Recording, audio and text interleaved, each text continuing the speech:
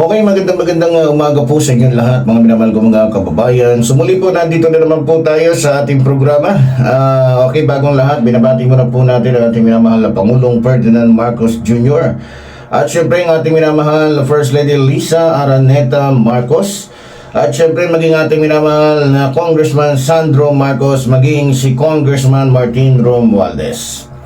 Okay, syempre hindi rin po natin pwedeng kalimutan ang ating mga kababayan sa abroad na lagi po natin nakakasama sa bawat araw na tayo po mayroong mahalagang pinag-uusapan dito po sa ating programa, maging ang ating mga kababayan Luzon, Visayas, Mindanao. Okay mga minamahal ko mga kababayan, napakahalaga po ng ating pag-uusapan ngayon. Ito'y patungkol po sa kaugnayan ng mga Chinese drug lords at maging nitong ni Paulo Duterte o ng pamilyang Duterte dito po sa nahuli o hinuling presidente po ng Valenzuela, sa bansang Valenzuela, na kung saan ito po ay si Dumuro, na kung saan ay hinuli dahil po sa napakaraming kaso nito at ito'y tungkol po sa droga, no? So, bagong lahat, bago tayo magbigay ng ating reaksyon, ito't panoorin muna po natin mga minamahal ko mga kababayan, yung ilan sa mga bahagi o pangyayari na kung saan at dahilan kung bakit po hinuli ito pong si Dumuro ang presidente po ng bansang Valenzuela. Ito't panoorin po natin mga minamahal ko mga kababayan.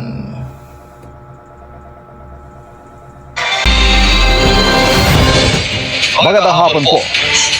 Dinampot ng Amerika ang Pangulo ng Venezuela na si Nicolas Maduro at kanyang misis. Kasunod dito ng pamubomba ng Amerika sa Venezuela. Ay kay President Donald Trump, kinasuhan si Maduro dahil sa drug trafficking. Ikinabahala naman ito ng United Nations at iba pang bansa, habang ang Pilipinas nanawagan ng payapang pagresolba. Nakatutok si Jonathan Andal.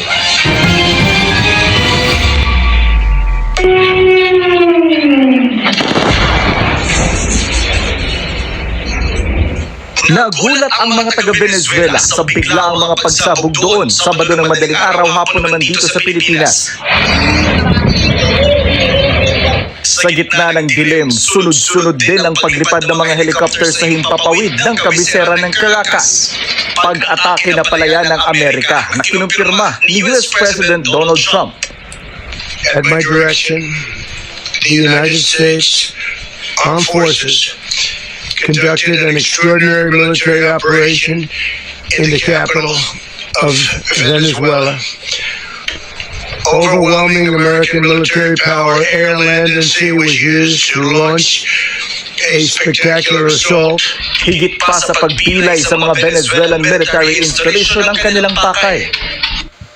Dinampot ng elite unit ng US military ang kanila mismong Pangulo, si Nicolas Maduro, at ang kanyang unang ginang na si Celia Flores. Inilipad sila pa Amerika at pagdating sa New York, idinaretso sa US Drug Enforcement Agency para harapin ang iba't ibang kasong may kinalaman sa droga, kabilang na ang narco-terrorism conspiracy at cocaine importation conspiracy. Batay sa mga inilabas na dokumento ng US Attorney General, nakikipagsabwatan at ginagamit umano ni Maduro ang kanyang posisyon. Okay, doon na lang po tayo mga minamahal ko mga kababayan. Alam niyo mga minamahal ko mga kababayan, yun ang dahilan, yun ang dahilan kung bakit po hinuli po eto pong si Nicolas Dumuro, dahil nga po sa pagpapapasok nito ng tuloy-tuloy-nadang droga sa bansang Amerika. So ngayon, maliban doon, marami pa silang kakaharapin na kaso kasama ng kanyang asawa. So sa madaling salita, ang kanyang kaso ay drug trafficking. So kahapon, habang ako po ay nag-i-scroll ng aking cellphone, meron po kong napanood na isang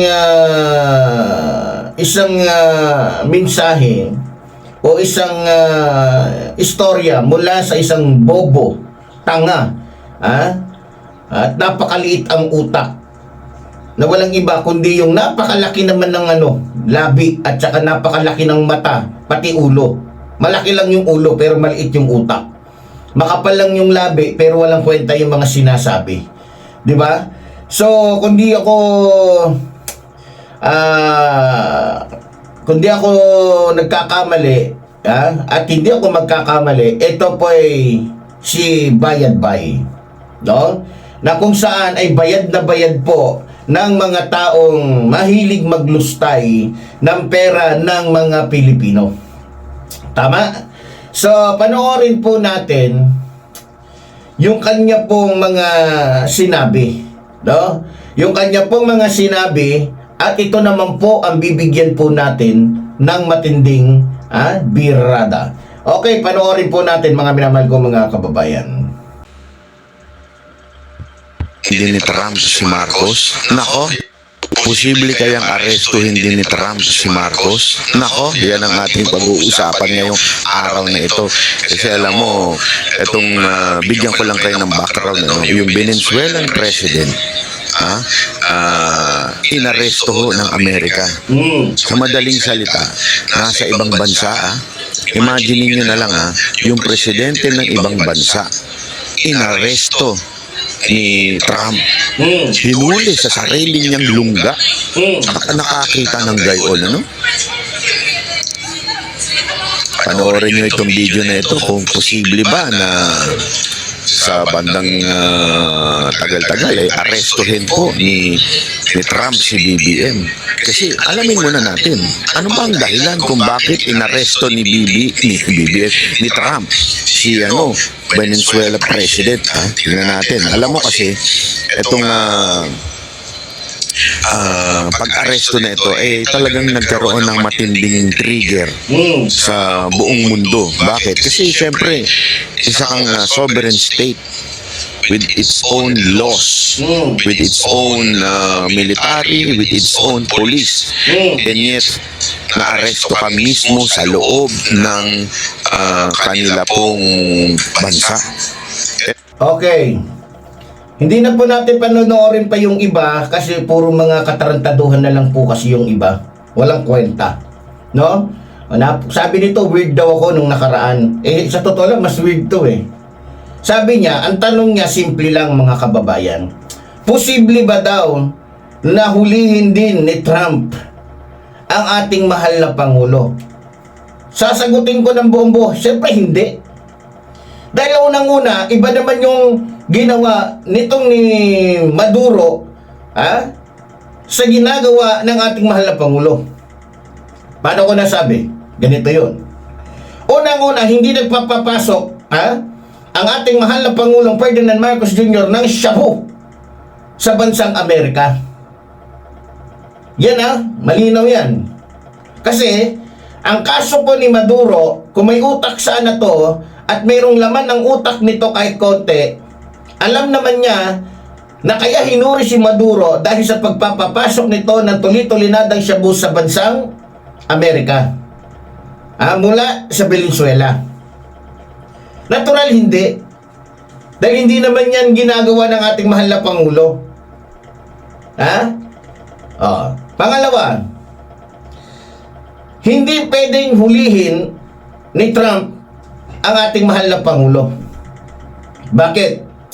Unang-una, sanggang dikit sila. Magkaibigan sila. At alam ni Trump kung ano ang uri ng pagkatao ni Pangulong Ferdinand Marcos Jr. Alam niya. At alam din ni Trump na yung ugali ni Pangulong Ferdinand Marcos Jr. hamak naman na mas mabuti o mas talagang mabuti kesa doon sa nakaraang administrasyon na mabuti lang pagtulog. Pero paggising, lahat ng kawalangyaan, lahat ng katarantaduhan, kademonyuhan, nasa kanya na. Tama? Okay. Ito po ang masasabi ko. Malabo po na mangyari kay Pangulong Ferdinand Marcos Jr. ang nangyari dito po kay Maduro. O kay Nicolas Maduro. Dahil hindi naman po siya drug lord. ibang-iba po siya sa mga Duterte. Na kung saan natuklasan na nagpapanggap lang na galit sa droga. Paano ko nasabing nagpapanggap lang na galit sa droga? Saan ka nakakita ng galit sa droga pero lahat halos na nasa paligid niya puro mga drug lords? Katulad ni Michael Yang, katulad ni Alan Lim, at ng iba pang mga Chinese drug lord na nasa likuran o kaibigan ng mga Duterte. Saan ka nakakita na nagsasabing galit siya sa drug lords o galit siya sa mga droga? Pero mismong sa lugar niya natuklasan na mayroong 3 drug laboratory na natuklasan ni Colonel Asierto. Sige nga, yan ba yung galit sa droga at nagsasabing malinis ang Davao pero natuklasan ng PIDEA, natuklasan ng anti-drug unit na mayroong 3 drug laboratory mismo sa loob ng Davao City? Sige nga. Di ba? Yan ang sinasabi ko sa inyo mga kababayan. Ito naman mongoloid na ito. Itong mongoloid na ito na nagsasalita, hindi niya alam ang sinasabi niya. Palibasa kasi bayad. Palibasa kasi ang laman ng utak nito, hindi ko lang para para ito sa mga bata. Hindi ko alam kung ano lang ang laman ng utak nito ni ni Bayad Bay. Baka puro tamod dahil sa kakasipsip ng tamod nito kay Boss Dada TV. Di ba? Kaya wala nang ibang masabi. Para lang may mai-content dahil wala naman siyang nandoon siya palaboy-laboy. Siguro inaano niya yung inuubos niya yung perang pinambayad sa kanya. Ayun. Para may masabi lang. Alam na alam ni Banat Bay, alam na alam ni Bayad ba na hindi mangyayari yung nangyari kay Maduro sa ating mahal na Pangulo. Malabong mangyari. Dahil unang-una, hindi mamamatay tao si Pangulong Ferdinand Marcos Jr. Hindi katulad ng poon niya na ginamit lang yung drug war para lang sabihin na galit siya sa droga. Na kung saan ang pinagpapatay, yung mga wala naman talagang alam sa droga, ang pinagpapatay, yung biktima ng mga drug lords na walang mga tsanelas. Samantalang yung mga drug lords na nagpupuslit ng daan-daang kilo o milyong-milyong kilo ng shabu sa bansang ito, buhay na buhay, katulad ni Alan Lim, ni Michael Yang. Na kung saan ay ginawa pang economic advisor nitong gunggong at traidor na si Rodrigo Roa Duterte. Na ngayon ay nakakulong doon sa kulungan ng mga demonyo, doon sa dahig. Dahil sa kanyang mga paglabag sa karapatang pantao. Di ba? Malinaw yan mga kababayan. Alam niyo mga minamahal ko mga kababayan, itong bobong ito, nagpapapansin na lang ho to mga minamahal ko mga kababayan. Tatanungin niya yung mga Pilipino, posible bang hulihin? Mga gunggong, posible bang mangyari na si Sara, maging si Paulo Duterte ay hulihin dahil ang pagkakaalam natin base sa ating puting dragon at base sa ating nakalat na impormasyon, may kaugnayan ng mga Duterte dito sa presidente ng Valenzuela na si Maduro, na kung saan kabilang sa International Drug Syndicate. Mga kababayan, kaya nga mapapansin ninyo, sa pagkahuli dito kay Maduro, ang unang nag-react ang bansang China, na kung saan karamihan sa mga malalaking tao dyan ay sangkot sa international o kabilang o kasapi sa International Drug Syndicate, na kinabibilangan din naman ng mga Duterte, lalong-lalo na nitong si Paulo Duterte, na hindi maipakita ang kanyang tato sa likod dahil nga sa positibo na meron siyang kaugnayan sa International Drug Syndicate. Kaya kung maalala ninyo yung pinapahubad ni Senador Antonio Trillanes, o gustong ipakita ni inaalok ni Senador Antonio Trillanes na kung pwede ipakita ni Paulo Duterte yung tattoo niya sa likod, hindi niya maipakita. Dahil sa tama yung report, positibo yung report na itong si Paulo Duterte ay sangkot nga sa International Drug Syndicate. Diba? Kaya Sa totoo lang, mali yung tanong. Mali yung tanong nitong ano na to, bayarang vlogger na to. Dapat ang itanong niya, posible ba na pagkatapos na hinuli itong si Maduro, posible bang ang isunod dito si Sara Duterte o maging si Puloy? Pwede. Kasi malamang pag naipit yan si Maduro, sasabihin niya ni Maduro, kabilang sa aming grupo ay itong mga Duterte. Posible. Posible yan. Pwedeng mangyari. Dahil tulit-tulinada itong mga ikinakalat na shabu nitong mga Duterte sa buong Pilipinas, na kung saan ipinapahid nila sa ibang tao. Tingnan niyo naman yung galawan ng mga Duterte, yung kanilang pananalita, yung kanilang mga gawa, yung kanilang mga sinasabi. Yan po ay reaksyon, yan po ay isang sintomas na yung mga yan ay nagdodroga. Di ba? Panoorin niyo yung tsura ni Baste. Mismong umamin ang syota ni Baste. Ha? Umamin yung kanyang girlfriend na nung panahon, may video yan, napapanood natin. Nung mga panahon na sila pa, araw-gabi straight. Ha? Sabi niya, nagko-cocaine sila at nagmamariwana. O bilang patunay, kung maaalala ninyo, bago pa man yung eleksyon, at eleksyon na ba yun? No, hindi pala. Pangulo na pala yung ating Pangulong Ferdinand Marcos Jr. Ang sabi ng mga Duterte, malinis daw ang Davao. Ha? Malinis. Wala daw adik. Putang ina. Nung nagkaroon ng surprise drug test, mismo doon sa opisina o sa tanggapan ng mayor, ha? O dyan sa municipal city, dyan sa munisipyo ng Davao City, karamihan sa mga empleyado, kung di ako nagkakamali, na mayroong hawak na mataas na posisyon dyan sa City Hall, natuklasan na involved sa droga. Naalala ninyo? Oh, hindi nyo may tatanggihan, pwede nyo i-search yan sa YouTube. Ngayon, napahiya ngayon yung mga Duterte. Sasabi-sabi sila na malinis ang Davao, walang droga, pero mismo sa loob ng kanilang City Hall, natuklasan na karamihan ng kanilang mga empleyado dyan na mayroong kapit o mayroong kaugnayan sa mga Duterte ay mga adik. Diba? Oh, yan ang sinasabi natin. Oh, kaya ang sagot ko dito sa bobong vlogger na ito, mas positibo pa, mas posible pa na ang isunod diyan kay Maduro ay yung mga puon mo.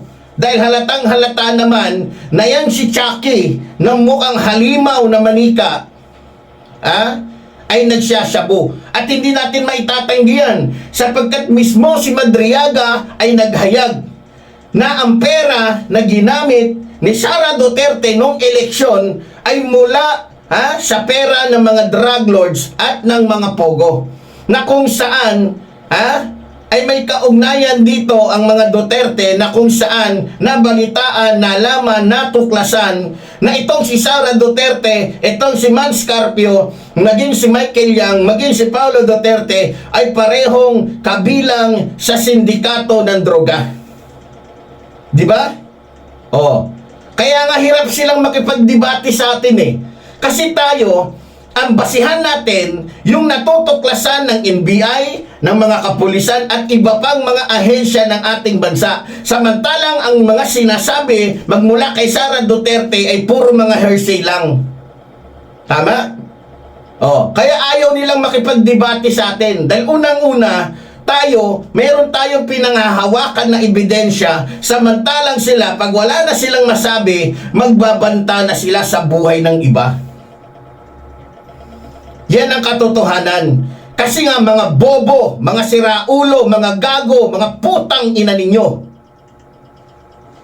Diba? O yan lang ang masasabi ko. O, kaya ngayon, mga minamahal kong mga kababayan, dahil sa pagkahuli po dito sa presidente ng Venezuela, na si Maduro, mukhang napilayan po ng isang paa ito pong International Drug Syndicate na kinabibilangan po nitong mga Duterte. At natitiyak ko nakabado na ngayon itong mga Duterte dahil baka ikanta din sila nitong ni Maduro na kabilang sa sindikato ng International Drug Syndicate. Kaya sigurado